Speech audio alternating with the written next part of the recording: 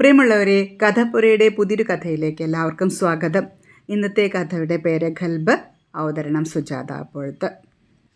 23 വയസ്സുള്ള ജോലി അന്വേഷിക്കുന്ന അവിവാഹിതനായ എഞ്ചിനീയറിംഗ് ബിരുദധാരിയാണ് ആഷിഖ്. അയാൾ മൊബൈലിൽ നോട്ടിഫിക്കേഷൻ്റെ ശബ്ദം കേട്ട് മെയിൽ തുറന്നു. ദുബായിലും യൂറോപ്പിലുമെല്ലാം ലിങ്കുള്ള കൺസ്ട്രക്ഷൻ കമ്പനിയിൽ അസിസ്റ്റൻറ്റ് മാനേജരായി നിയമനം ലഭിച്ചതിൻ്റെ ഓർഡറായിരുന്നു മെയിലിൽ. ഏറെ പ്രതീക്ഷിച്ചിരുന്ന ജോലി ആയതിനാൽ അവൻ്റെ ഉള്ളിൽ 1000 സൂര്യന്മാർ മിന്നിയതുപോലെ. താമസവും ഭക്ഷണവുമെല്ലാം കമ്പനി വകയാണ്. 11 മാസം കൂടുമ്പോൾ 1 മാസത്തെ അവധി. പോകാനും വരാനുമുള്ള ചിലവെല്ലാം കമ്പനി വഹിക്കും. നിന്ന നിൽപ്പിൽ അവൻ ആദ്യം ഓടിയെത്തിയത് ഇബ്നു താത്തയുടെ അടുത്ത്. അവർ രാവിലെ സുബഹി നിസ്കാരം കഴിഞ്ഞ് മുകളിലേക്ക് കൈകളുയർത്തി പടച്ചോനോട് നന്ദി പറയുകയായിരുന്നു. അപ്പോൾ ഇബ്നു താത്താ, അവൻ്റെ അലർച്ച പോലെയുള്ള ഒച്ച കേട്ട് താത്ത പേടിച്ചു പോയി. ആഷിഖിൻ്റെ ഉപ്പയുടെ പെങ്ങളാണവർ. ശരിക്കും അവൻ്റെ ഉമ്മ തന്നെ. ആഷിഖ് ഓടിച്ചെന്ന് അവരുടെ കവിളുകൾ കിള്ളിയെടുത്ത് കെട്ടിപ്പിടിച്ചൊരു മുത്തം കൊടുത്തു. എന്നിട്ട് അവരെ എടുത്ത് വട്ടം കറക്കി. ഡാ ചെക്ക, നിലത്ത് നിർത്തുന്നേ, എന്നിട്ട് കാര്യം എന്താ വെച്ചാൽ പറയടാ.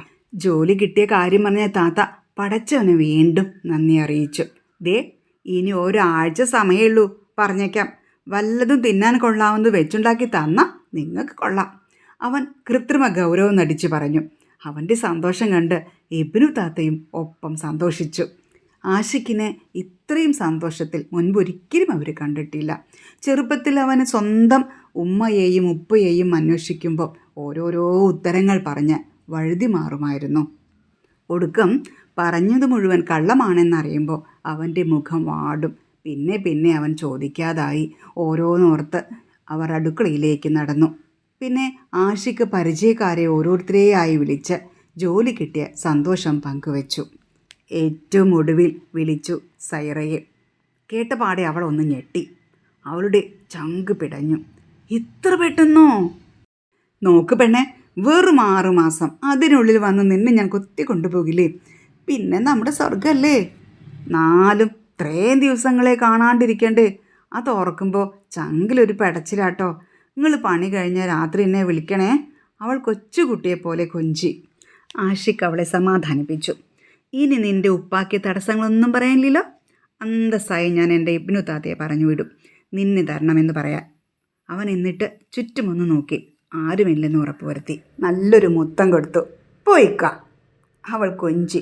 ഞാനങ്ങോട്ട് വരണുണ്ട് കേട്ടോ, ബാക്കി അപ്പം തരാം. അവൾ കിലുകിലേ ചിരിച്ചു. പോകാനുള്ള ഒരുക്കങ്ങൾ തുടങ്ങി. യാത്രാരേഖകളെല്ലാം ശരിയാക്കി. പോകേണ്ട ദിവസം രാവിലെ വീട്ടിലെ ബന്ധുക്കളിൽ പലരും എത്തിത്തുടങ്ങി. അടുക്കളയിൽ പത്തിരിയുടെയും ചിക്കൻ കറികളുടെയും സമ്മിശ്ര മണം. ഇബ്നൂ. സ്നേഹം കൂടുമ്പോൾ ആഷിഖിൻ്റെ നീട്ടിയൊരു വിളിയുണ്ട്. അടുക്കളയിലില്ല. അവൻ പുറത്തിറങ്ങി നോക്കി. അപ്പോൾ കണ്ടു, അടുക്കളയോട് ചേർന്ന വർക്ക് ഏരിയയിലിരുന്ന് അവൻ്റെ ഇബ്നു താത്ത കണ്ണു തുടയ്ക്കുന്നു. എന്താ മുഖം വല്ലാണ്ടിരിക്കണേ? ഞാൻ പറഞ്ഞതല്ലേ കരയരുതെന്ന്.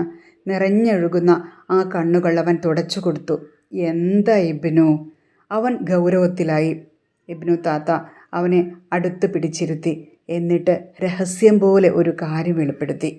ഡാ ആഷിഖേ, നീ ജോലിക്ക് പോണ കമ്പനിയിലെ അത് ഇക്ബാലിൻ്റെ എത്രേ? നീ കൊടുത്ത അഡ്രസ്സിലെ ഇല്യാസ് അന്വേഷിച്ചൂന്ന്. ഇബ്നു താത്തയുടെ മകനാണ് ഇല്യാസ്. ആഷിഖ് അവരെ ചേർത്ത് പിടിച്ചു. അവരുടെ കണ്ണുകളിൽ നിറയെ ഭയമായിരുന്നു. ആഷിഖിന് വല്ലായ്മ തോന്നി. ഓർമ്മ വച്ച നാൾ മുതൽ ഇബ്നു താത്തയെയാണ് ഉമ്മയായി കണ്ടത്. കുറുമ്പുകളെല്ലാം അവരോടാണ് കാണിച്ചിട്ടുള്ളത്. സ്വന്തം ഉമ്മ സൈനഭയും ഉപ്പ ജമാലും വേർപിരിയുമ്പോൾ ഒന്നും അറിയാതെ ഓടിക്കളിക്കുന്ന കുഞ്ഞായിരുന്നു താനെന്ന് പറഞ്ഞറിയാം. 2 പേരും വേറെ വേറെ കല്യാണം കഴിച്ചപ്പോൾ ഇബ്നു താത്തയാണ് തന്നെ ഏറ്റെടുത്തത്. ഉപ്പ വേറെ വീട്ടിലേക്ക് താമസം മാറി. ഇടയ്ക്ക് കാണാൻ വരും, ആവശ്യങ്ങൾ നടത്തി തരും. താത്തയെ വലിയ ഇഷ്ടമാണ് ഉപ്പയ്ക്കെന്നറിയാം. താത്തയുടെ ഭർത്താവിനെ ഇതുവരെ കണ്ടിട്ടില്ല. ഇല്യാസിനെ പ്രസവിച്ച കാലത്ത് വയനാട്ടിലെവിടെയോ ജോലിക്ക് പോയതാണെന്ന് കേട്ടിട്ടുണ്ട്. പിന്നെ വന്നില്ല. അതാത് കാലത്ത് ചക്കയും കുരുമുളകും പുളിയും തഞ്ചത്തിന് ഒരുമിച്ച് വാങ്ങി കച്ചവടം നടത്തുന്ന ആളായിരുന്നു അത്രേ താത്തയുടെ ഭർത്താവ്. പിന്നെ ആഷിഖും ഇല്യാസും താത്തയും ഒറ്റയ്ക്കായി.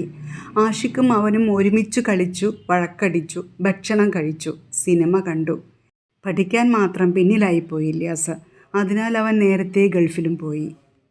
ഇല്യാസിന് മസ്കറ്റിൽ സൂപ്പർ മാർക്കറ്റിലാണ് ജോലി. ആ ബന്ധം വെച്ച് കണ്ടുപിടിച്ചതാകണം ഇക്ബാലിൻ്റെ കമ്പനിയെക്കുറിച്ച് ആഷിഖ് ചിന്തിച്ചു. ഉമ്മയെ ചുരുക്കം തവണയേ അവൻ കണ്ടിട്ടുള്ളൂ. നല്ല തുടുത്ത കവിളൊക്കെയായി പളപള ഡ്രസ്സ് അണിഞ്ഞ് നിറയെ പണ്ടങ്ങൾ അണിഞ്ഞ്. പണ്ടൊക്കെ കാണുമ്പോൾ അവൻ ഓടിച്ചെന്ന് കെട്ടിപ്പിടിക്കുമായിരുന്നു. ഒരിക്കൽ കണ്ടപ്പോൾ കയ്യിൽ ചുവന്ന് തുടുത്ത ഒരു കൈക്കുഞ്ഞ്. കണ്ണ് മിഴിച്ചു വരുന്നതേയുള്ളൂ. ഒരു കല്യാണ വീട്ടിൽ വെച്ചായിരുന്നു അത്.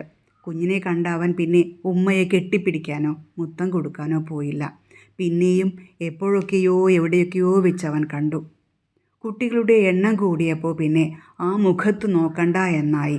കാണുമ്പോൾ ഇബ്നു താത്തയുടെ മറവിലൊളിക്കും അവൻ, അല്ലെങ്കിൽ ദൂരേക്ക് ഓടിപ്പോകും.